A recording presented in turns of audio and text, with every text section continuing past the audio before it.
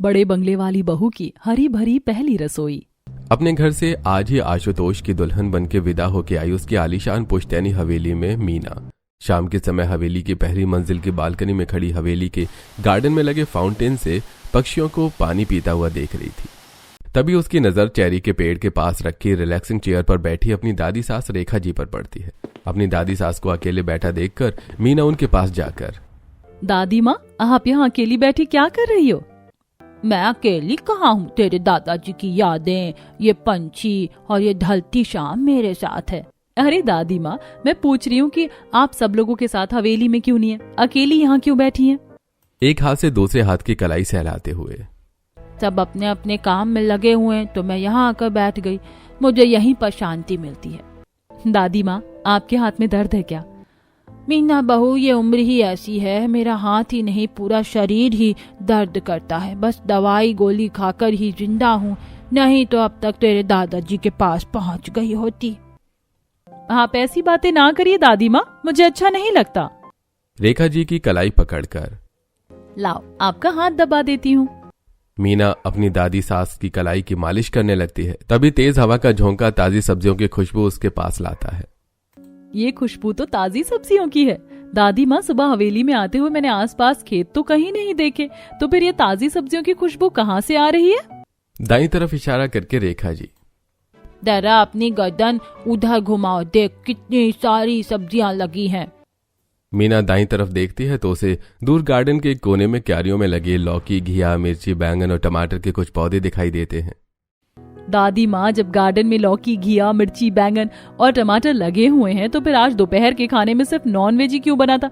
एक भी हरी सब्जी क्यों नहीं थी? मीना बहू, इस घर में इस बुढ़िया के अलावा बाकी सबको मटन चिकन खाना पसंद है, हरी भरी सब्जियां तो कोई छूता भी नहीं है। तो फिर गार्डन में ये सब्जियां किसने उगाई? तेरी इस बूढ़ी दादी सास के अलावा और कौन हो सकता है? इन्हीं सब्जियों के बीच अपना पूरा दिन बिताती हूँ और जब हरी भरी सब्जी खाने का मन हुआ रीना से बोलकर बनवा लेती हूँ। अब मैं आ गई हूँ ना दादी माँ, अब मैं आपको आपकी पसंद की सब्जी बनाकर खिलाया करूंगी। ठीक है, अपनी पहली रसोई की रस्म हो जाने दे, उसके बाद बनाना जो तुझे बनाना है। मेरी पहली रसोई कब है दादी माँ? अभी पंडित जी ने मुहूर्त नहीं बताया है, शायद रात तक बता देंगे। इस हवेली में हर काम शुभ मुहूर्त से ही होता है। ठीक है दादी माँ। ढलता सूरज देखकर रेखा जी खड़ी होकर, अब मेरी पूजा का समय हो गया, मैं जा रही हूँ पूजा करने। तू चाहे तो जाकर गार्डन में लगी सब्जी देख ले। अपनी दादी सास के जाने के बाद मीना गार्डन के कोने में जाकर वहां पर लगी हरी भरी सब्जियां जैसे गाजर, मूली, मेथी, पालक, मटर, टमाटर, तोरई और लौकी देखकर, इतनी सारी सब्जियां मेरी दादी सास ने अकेले लगाई हैं। मुरझाई पालक और मेथी को देखकर, अरे ये क्या, कम पानी मिलने की वजह से ये पालक और मेथी तो मुरझा गई है। कोई बात नहीं, मैं अभी इनको एक बार फिर से हरा भरा कर देती हूँ। मीना इधर उधर देखती है तो उसे पानी की मोटर का पाइप और उसी के पास एक बड़े से बॉक्स में मोटर का स्टार्टर दिखाई देता है। स्टार्टर का बटन दबाते ही मोटर चालू हो जाती है और पाइप से पानी निकलने लगता है। मीना पाइप से निकल रहे पानी से सब्जियों से सिंचाई शुरू कर देती है। हवेली की बालकनी से खड़ा उसका पति आशुतोष उसे सिंचाई करता देखकर उसके पास आकर, तुम सब्जियों को पानी क्यों दे रही हो मीना? देखिए ना, सब्जियां मुरझाई हुई हैं। मुरझाई हुई है तो मुरझा जाने दो, वैसे भी इस घर में सब्जियां खाता भी कौन है? ये सब्जियां दादी माँ की लगाई हुई हैं, इसीलिए मैं नहीं चाहती कि ये मुरझा जाएं। ठीक है बाबा, लेकिन ये काम तो इस घर के नौकरों का है, तुम्हारा नहीं। तुम ये सिंचाई बंद करो और मेरे साथ आओ, मैं तुम्हें हवेली की सैर करवाता हूँ। आशुतोष मीना को हवेली के अंदर हॉल में ले जाता है और दीवार के दोनों तरफ से गोल घुमावदार सीढ़ियों के बीच लगी अपने दादाजी सुमेर सिंह जी की बहुत बड़ी पेंटिंग दिखाकर, मीना, ये है मेरे दादाजी सुमेर सिंह, बड़े ही बहादुर थे। आशुतोष मीना से अपने दादाजी के बारे में कुछ आगे बता पाता उससे पहले ही आशुतोष की बहन अभिलाषा वहां पहुंच जाती है और, भैया, पंडित जी आ गए हैं, वो डाइनिंग हॉल में सभी लोगों के साथ बैठे हैं और आप दोनों को बुला रहे हैं। अभिलाषा अपने भाई आशुतोष और अपनी भाभी मीना को साथ लेकर संगमरमर के बने डाइनिंग हॉल में पहुंचती है, जहां संगमरमर की डाइनिंग टेबल के चारों तरफ पंडित दयानंद जी, गौरी जी, अखिलेश जी, वीरेंद्र और रेखा जी बैठे हुए थे और उनके पास हाथ बांधे सर्वेंट रीना, अनूप, अमित और सुरेश खड़े हुए थे। मीना को देखकर पंडित दयानंद जी, इस घर के सब सदस्य आ गए? जी पंडित जी। मीना बहू की पहली रसोई का शुभ मुहूर्त आज से 2 दिन बाद है। सुन लिया ना बहू? जी ससुर जी। मीना बहू, हमारे यहाँ बहू की पहली रसोई का स्वाद पूरा खानदान चखता है, तो ध्यान रहे स्वाद में कोई कमी नहीं रहनी चाहिए। तुम्हें क्या क्या बनाना होगा उसकी लिस्ट कल सुबह तुम्हें मिल जाएगी। यानी कि भाभी को पूरे 55 लोगों का खाना अकेले ही बनाना होगा? मेरे लिए 55 लोगों का खाना बनाना कोई बड़ी बात नहीं है, मैं बना लूंगी। बहू, इस हवेली की पहली रसोई मामूली नहीं, ऐसे हल्के में मत लेना। जरा सी ऊंच नीच हुई कि पूरे खानदान में तुम और हम सब हंसी के पात्र बन जाएंगे। तुम चिंता मत करो बहू, मेरी पोता बहू संभाल लेगी। मीना की तरफ देखकर, मीना डरना मत, अपनी पहली रसोई प्यार से बनाना, डर से नहीं। जी दादी माँ। अरे भाई, खाना बन गया हो तो खिला भी दो, पंडित जी को भूखे पेट वापस भेजने का इरादा है क्या? रीना के साथ अमित और सुरेश किचन जाकर वहां से खीर, पूड़ी, हलवा, शाही पनीर, मलाई कोफ्ता, डोसा और गार्लिक नान लेकर डाइनिंग टेबल पर रखते हैं। मुझे पता था आज पंडित जी आए हैं, तो हवेली में नॉनवेज नहीं बनेगा। पंडित जी, सबसे पहले आप शुरू कीजिए। दयानंद जी अपने सामने रखी थाली का आचमन करते हुए, ओम अन्नपूर्णे सदा पूर्णे मंत्र का जाप करके, अब आप सभी भी भोजन ग्रहण कीजिए। सब लोग खाना खाने लगते हैं। खाना खाने के बाद पंडित जी अपने घर चले जाते हैं और वो सभी अपने अपने कमरों में, अपने आलीशान फर्निश्ड कमरे में मैचिंग किंग साइज बेड में नाइट सूट पहने, मखमली चादर ओढ़े करवटें बदल रही मीना को देखकर उसके बगल में नाइट सूट पहने लेटा आशुतोष। मीना, तुम सो क्यों नहीं रही हो? अरे 3री बार करवट बदली है तुमने। आशुतोष की तरफ मुंह करके, अपनी पहली रसोई के बारे में सोच सोच कर नींद नहीं आ रही है। तो पहली रसोई में कौन सा राष्ट्रपति को खाना खिलाना है जो इतना परेशान हो रही हो? तुम्हें सिर्फ नॉनवेज पसंद, कुछ 55-60 लोगों को ही तो खाना खिलाना है। बस उसी बात की तो चिंता है। अरे मीना, तुम अकेली थोड़े हो, तुम्हारी हेल्प के लिए नौकर हैं, शेफ हैं। मैं आपको कैसे समझाऊं मुझे किस बात की चिंता है? लाइट ऑफ करके, अब सो जाओ, इतनी चिंता मत करो, कल नई सुबह है और उसके साथ नए काम। आशुतोष तो सो गया, पर मीना पहली रसोई की चिंता में देर रात तक जागती रही। चिंता में ही सूरज उगने से पहले ही मीना की अगली सुबह हुई और वो नहाकर नई साड़ी पहने गार्डन की तरफ जा रही थी। उसे गैलरी में टहलती हुई अपनी दादी सास दिख गई और वो उनके पास चली गई। मीना बहू, तू सुबह सुबह यहाँ सोई नहीं क्या? टेंशन में नींद ही नहीं आई दादी माँ। किस बात की टेंशन है मीना? दादी, क्या सच में मुझे अपनी पहली रसोई में नॉनवेज बनाना पड़ेगा? वैसे बनेगा तो नॉनवेज ही, सब नॉनवेज जो खाते हैं, लेकिन मैं नहीं चाहती कि अब इस घर में नॉनवेज बने। तो आप क्या चाहती हैं दादी माँ? मैं चाहती हूँ कि अब इस हवेली की रसोई हरी भरी हो जाए। दादी माँ, आपको तो पता है ना, मुझे तो हरी सब्जियाँ कितना बनाना पसंद है। मैं चाहती हूँ कि मैं अपनी पहली रसोई में वही बनाऊं। तो फिर तू वही बना, तू जो चाहे वो बना, बाकी सब मैं देख लूंगी। ठीक है दादी माँ। बातें करती हुई वो दोनों गार्डन में लगी सब्जियों की तरफ चली गई। लौकी की तरफ इशारा करके, रेखा जी, बहू तुझे पता है लौकी मैंने कैसे लगाई? कैसे लगाई दादी माँ? मैंने एक दिन अमित से लौकी मंगवाई थी, लेकिन तेरे ससुर के डर से रीना ने लौकी बनाई नहीं और कुछ दिनों तक फ्रिज में पड़े पड़े पक गई। फिर उसके बीज निकालकर मैंने यहाँ बो दिए।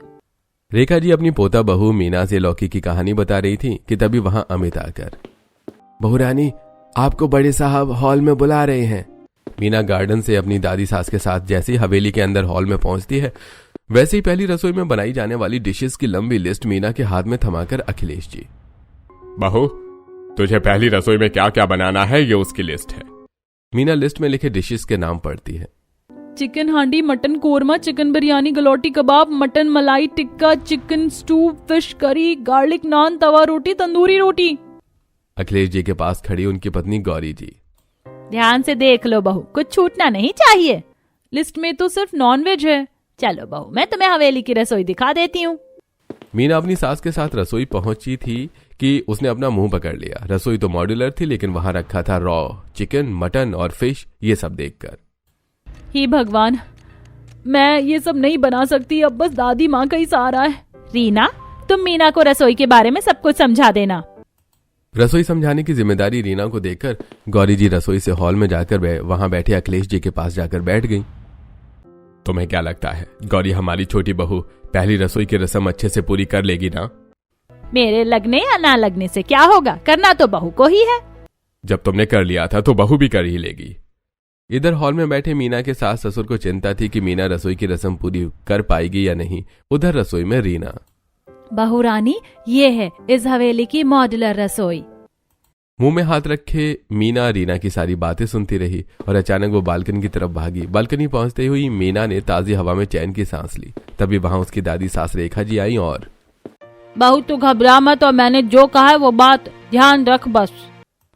अपनी दादी के समझाने पर मीना में थोड़ी हिम्मत आई और वो अगले दिन मतलब अपनी पहली रसोई का बेसब्री से इंतजार करने लगी। लेकिन सुबह से पहले शाम और रात थी।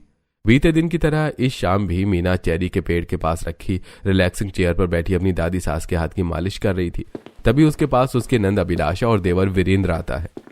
अरे भाभी जी, चिकन बिरयानी मेरी फेवरेट है, थोड़ा ध्यान से बनाइएगा, मसाले अच्छे ही रहे, नहीं तो मुंह का स्वाद बिगड़ जाएगा। भाभी जी, आपने वो कहावत तो सुनी है ना, first impression is the last impression. अगर आपने पहली रसोई में हमें निराश किया तो हम आपको अच्छी भाभी कभी कंसीडर नहीं कर पाएंगे। चलो भागो यहाँ से, हिम्मत तो कोई बढ़ाता नहीं, परेशान करने चले आते हैं। मीना के सिर पर हाथ फेर कर तू इनकी बातों पर ध्यान मत दे बहू, बस जो मैंने तुझे समझाया उसी पर ध्यान दे। ठीक है दादी माँ। वीरेंद्र और अभिलाषा कुछ देर तक वहीं बैठे रहते हैं और सूरज ढलते ही सब लोग हवेली के अंदर आ जाते हैं। डिनर करके मीना अपने कमरे में सोने चली जाती है और अगली सुबह 5 बजे उठकर ही वो घर के नौकरों अमित, अनूप और सुरेश के साथ गार्डन में लगी हरी भरी सब्जियां तोड़ने के काम पर लग गई। बालकनी में खड़े मीना को गार्डन में लगी सब्जियां तोड़ते देखकर गौरी और अखिलेश जी, बहू गार्डन में सब्जियां क्यों तोड़ रही है, इन सब्जियों का क्या करेगी? इससे तो हमें नॉनवेज की लिस्ट दी थी ना। उनके पास ही खड़ी उनकी बातें सुनकर रेखा जी, तू चुप कर, बहू को करने दे जो कर रही है, क्या पता आज वो कुछ नया बना रही हो। लेकिन माँ, हमारे मेहमान तो नॉनवेज ही खाएंगे ना। उन्हें वही मिलेगा जो उन्हें पसंद है, तू चिंता मत कर। रेखा जी अपने बेटे और बहू को समझाकर शांत कर देती हैं। मीना ने 6 बजे तक पूरी रसोई टोकरी में रखी पालक, मेथी, सरसों, मटर, घिया, लौकी, मूली, भिंडी और गाजर से हरी भरी कर दी। रसोई से आती सब्जियों की ताजी महक पूरी हवेली में फैल चुकी थी और रात में ही वहां पहुंचे मीना के बुआ, सास ससुर, रितु और लोकेश जी को रसोई तक खींच लाई। रसोई में रखी सिर्फ हरी भरी सब्जियों को देखकर रितु जी, अरे यहाँ तो सिर्फ सब्जियां ही रखी है, मटन चिकन तो कहीं दिखाई नहीं दे रहा। सब्जी की महक से मीना के नंद और देवर भी रसोई तक पहुंच गए। ये रसोई में सब्जियों का ढेर किसने लगा दिया? ये मटर, ये पालक, ये लौकी, ये तोरई, नॉनवेज कहाँ है भाई? मटन कहाँ है? चिकन कहाँ है? साले साहब ने हमें ये सारी हरी सब्जियां खिलाने के लिए इनवाइट किया है क्या? उन लोगों की बातें सुनकर रेखा जी वहां पहुंच चुकी थी। क्या शोर मचा रखा है सुबह सुबह? कुछ नहीं माँ, तुम क्या चाहती हो मीना बहू? सुबह सुबह ही चिकन मटन मंगवा कर रख लें ताकि दोपहर तक खराब हो जाए। चलो जाओ यहाँ से, दोपहर को पता चल जाएगा मीना बहू ने क्या बनाया है। उन लोगों के चले जाने के बाद मीना रसोई में तीनों नौकरों और शेफ रीना के साथ टोकनी में और मटर, गोभी, सरसों, मेथी और पालक लिए आती है। टोकनी फर्श पर रखकर मीना कमर में साड़ी बांधकर, आज शुरू होगा इस हवेली में मिशन हरी भरी रसोई। मीना के कहे अनुसार रीना मेथी काट रही थी और मीना ने सरसों कुकर में रखकर गैस पर उबलने को रख दी, लेकिन वो बहुत घबरा रही थी। इतना सारा खाना मैं सच में कर पाऊंगी? रेखा जी मीना की हिम्मत बढ़ाने वहां आ चुकी थी। मीना बहू क्या हुआ, अभी से थक गई? दादी माँ मैं कर पाऊंगी ना इतने लोगों का खाना? इतने बड़े घर की उम्मीदें कहीं गड़बड़ हो गई तो? मीना के पास जाकर रेखा जी, बदलाव लाना है तो थोड़ी हिम्मत तो दिखानी होगी ना। और याद कर मैंने किस लिए तुझे अपने पोते के लिए पसंद किया था।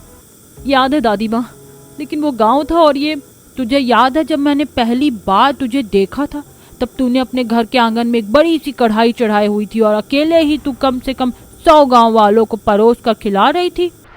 ये तब की बात है जब रेखा जी मीना के गांव में अपनी बहन के घर गई हुई थी और मीना अकेले ही घर के आंगन में खड़े बड़े से चूल्हे में कढ़ाई में आलू मेथी बनाकर गाय के बछड़ा देने की खुशी में गांव वालों को दावत खिला रही थी। तभी रेखा जी दावत खाकर मीना से इम्प्रेस हो गई और उन्होंने ठान लिया था कि चाहे जो हो जाए मीना ही मेरी पोता बहू बनेगी। और उनकी जिद के आगे उनके बेटे बहू को झुकना पड़ा। भले ही रेखा जी के मनपसंद का खाना हवेली की रसोई में नहीं बनता था, लेकिन उनके बेटे बहू और पोता पोती उनका सम्मान करते थे। रसोई में खड़ी घबराई मीना का आत्मविश्वास बढ़ाने के लिए रेखा जी उसे बीती बात याद दिलाती हैं। बहू तू डर मत, तू तो दिल से काम कर रही और दिल से किए काम कभी खराब नहीं होते। हाँ दादी माँ, मैं करूंगी, पूरे दिल से करूंगी। आंख मारकर। और अगर कोई तुझे परेशान करने आया तो मैं हूं ना, उसे रसोई से उठाकर बाहर फेंक दूंगी, इतनी ताकत है अभी मुझ में। रेखा जी की बातें सुनकर मीना और रीना की हंसी निकल गई और वो दोनों मिलकर मटर छीलने लगी। रीना को मटर छीलता देखकर रेखा जी एक बार फिर बीते समय की याद में खो गई।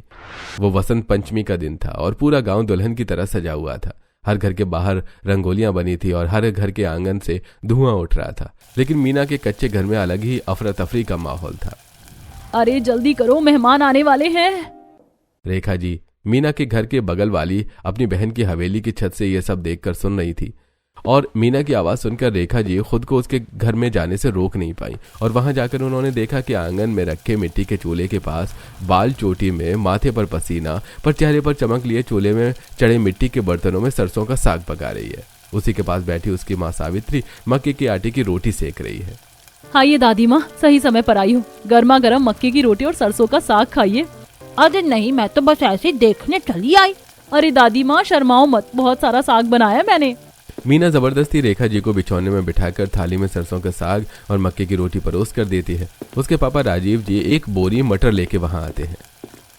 मीना देख, मैं तेरे लिए ताजा मटर लाया हूँ। पापा आज मेहमानों के लिए मटर वाला पराठा। रेखा जी को देखकर।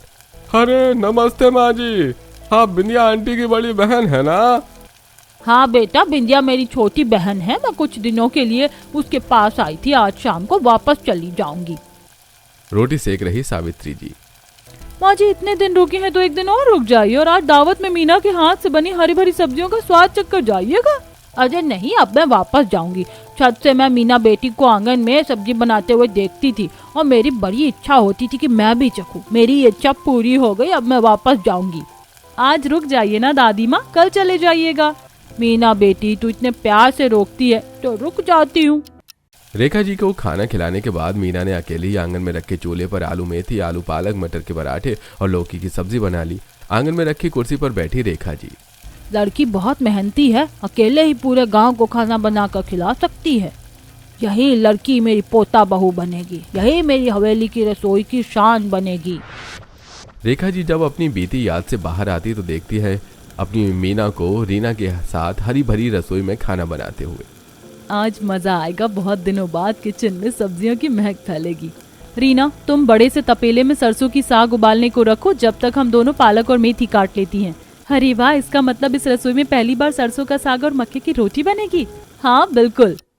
सरसों का साग और मक्के की रोटी बनाने के बाद मीना मसाला भिंडी बनाने के लिए रीना को गाइड करती है। मीना शेफ रीना की मदद से रसोई में सरसों का साग, मक्के की रोटी, आलू मेथी की सब्जी, पालक पनीर, पालक पूड़ी, मसाला भिंडी, तोरई, घिया, लौकी की सब्जी, रोटी, मटर के पराठे और मटर के पुलाव बनाकर तैयार कर लेती है। आंखों में भरोसे के आंसू लिए मीना। दादी माँ देखो, मैंने कर लिया, हरी भरी रसोई तैयार कर दी। मीना के सिर पर हाथ फेर कर। मुझे पूरा भरोसा था कि तू कर लेगी और तूने मेरा भरोसा टूटने नहीं दिया। एक परीक्षा तो तूने पास कर ली, अब दूसरी परीक्षा की बारी है। अगर आपको भरोसा है तो मैं दूसरी परीक्षा भी पास कर लूंगी दादी माँ। रसोई में आ रही हरी भरी सब्जियों की खुशबू से मीना के सास ससुर, नंद, देवर और बुआ सास और ससुर वहां आ जाते हैं और रसोई के अंदर हरी भरी सब्जियों की डिशेस देखकर। ये क्या बना दिया बहू तुमने? मैंने क्या कहा बनाने के लिए? उसकी पूरी कंप्लीट लिस्ट दी थी, उसमें से एक भी डिश मुझे रसोई में दिखाई नहीं दे रही है। भाभी मैंने आपको पहली रसोई में अपने सभी फ्रेंड्स को बुलाया था, उन्हें अब मैं क्या जवाब दूंगा? मेरे सभी फ्रेंड्स यहाँ नॉनवेज खाने ही आएंगे। अरे साले साहब, अगर यही सब खिलाना था तो हमें पहले बता देते, हम आते ही नहीं है घास फूस खाने। तभी वहां अमित आता है। साहब मेहमान आने शुरू हो गए हैं, वो सब आपके बारे में पूछ रहे हैं। ठीक है, तुम उनसे जाकर कह दो हम सब थोड़ी देर में आते हैं, जब तक तुम सब मेहमानों को स्नैक्स सर्व करो। अमित वहां से जाता है। बाहू अब मेहमान भी आने शुरू हो गए, उन्हें क्या कहेंगे? तुमने ये क्या कर दिया? तुमने अपनी पहली रसोई में ही हम सबकी नाक कटवा दी है। अरे तुम सब चुप रहो, रसोई में देखकर ही फैसला कर लिया कि क्या होने वाला है। लोगों को खाकर फैसला लेने दो कि उन्हें मीना बहू के हाथ की बनी हरी भरी सब्जियां पसंद आई या नहीं। उस बेचारी को भला बुरा कहना बंद करो और शांति से पहली रसोई की रस्म पूरी करो। मीना उन सब की बातें आंखों में आंसू लिए खड़ी चुपचाप सुनती रही। रीना की तरफ देखकर अखिलेश जी। रीना तुम सब ये खाना हॉल में लगे स्टॉल पर लगवा दो और देखते हैं क्या होता है। मीना की तरफ देखकर। मीना बहू, तुम भी अपने कमरे में जाकर तैयार हो जाओ और चेहरे पर मुस्कान लिए हॉल में सब मेहमानों के सामने आना। मीना अपने कमरे में चली जाती है और रीना तीनों नौकरों के साथ मिलकर हवेली के अंदर बने सभी फूड स्टॉल्स में मीना की बनाई हुई हरी भरी सब्जियां रखवा देती है। हॉल में अखिलेश जी के सभी परिवार वाले और रिश्तेदार फूड स्टॉल में रखे सरसों का साग, मक्के की रोटी, आलू मेथी की सब्जी, पालक पनीर, पालक पूड़ी, मसाला भिंडी, तोरई, घिया, लौकी की सब्जी, रोटी, मटर के पराठे और मटर के पुलाव देखकर, ये क्या बनवा दिया अखिलेश जी ने? हमने तो बहुत सुना था कि इस हवेली की बहू पहली रसोई में नॉन वेज बनाती है, लेकिन यहाँ तो सिर्फ हरी भरी सब्जियां बनी है। अरे भाई, मैं तो 5 स्टार होटल की पार्टी छोड़कर आया हूँ। अब क्या कर सकते हैं, आ गए तो खाना तो पड़ेगा ही। गौरी जी और अखिलेश जी के पास ही खड़े उन सब की बातें सुन रहे थे। कुछ मेहमान थे जिन्हें हरा भरा खाना पसंद नहीं आया, लेकिन कुछ मेहमान ऐसे थे जिन्हें वो पसंद आया। अरे भाई, हरी भरी सब्जियों की खुशबू तो कमाल है। मैंने तो कभी सोचा भी नहीं था कि सब्जी में भी इतनी अच्छी खुशबू आ सकती है। लोगों को ये खाना पसंद आ रहा है या नहीं? तब तक मीना भी मैरून साड़ी पहने 16 श्रृंगार किए गहने पहने हॉल में आती है। सरसों का साग खाकर विमला, अरे वाह, इस साग में तो एकदम होटल जैसा नहीं है, एकदम दादी माँ के हाथ वाला स्वाद है। रितु जी बेमन से पालक पनीर चखती है। और मीना बहू ने तो जादू कर दिया, इतना क्रीमी, इतना स्वादिष्ट पालक पनीर होता है क्या? मसाला भिंडी खाकर लोकेश जी, अरे आज से पहले तो मुझे पता था भी नहीं कि भिंडी इतनी कुरकुरी और टेस्टी भी हो सकती है। मटर पुलाव खाने के बाद विमला, क्या खुशबू है, क्या स्वाद है, ये पुलाव तो पहली रसोई की जान है। ये हरी भरी सब्जियां और ये खाना खाकर वेजिटेरियन खाने के बारे में मेरी सोच बदल गई। अब तक मुझे लगता था कि सिर्फ नॉन वेज खाना ही टेस्टी होता है, लेकिन अब मुझे पता चला कि वेजिटेरियन खाना भी कम नहीं है। मीना की पहली रसोई का खाना खाकर सभी मेहमान खुश थे और सभी एक साथ बोलते हैं, ऐसी हरी भरी और स्वादिष्ट सब्जियां तो आज तक नहीं खाई, लाजवाब, शानदार, वाह वाह। कुछ तो ताली भी बजाते हैं, ताली बजाते हुए। अरे हवेली की पहली रसोई और इतनी बेहतरीन, भाई साले साहब, आपकी बहू तो हीरा है, हीरा। मेहमानों के खिले चेहरे और उनके मुंह से तारीफें सुनकर मीना के सास ससुर और पति का सीना गर्व से चौड़ा हो गया। हवेली के बीचों बीच रखे सोफे पर बैठी मीना के पास जाकर उसके सास गौरी जी, मीना, मैंने सोचा नहीं था कि सिर्फ सब्जियों से तुम इतने लोगों का दिल जीत लोगी। अपनी सास की बात और तारीफ सुनकर मीना की आंखें नम थीं, अपने पास खड़ी दादी सास रेखा जी की तरफ देखकर। सासू माँ, ये सब मेरे अकेले नहीं बल्कि दादी माँ की हिम्मत की वजह से हुआ है। तब तक अखिलेश जी भी मीना के पास आ चुके थे। मीना बहू, मैंने तुम पर शक किया। मुझे लगता था कि नॉनवेज खाना ही दावत की शान होता है, और मैंने तुम्हारी पहली रसोई पर तुम्हें वही बनाने को कहा, लेकिन तुमने अपनी हरी भरी सब्जियों से मुझे गलत साबित कर दिया।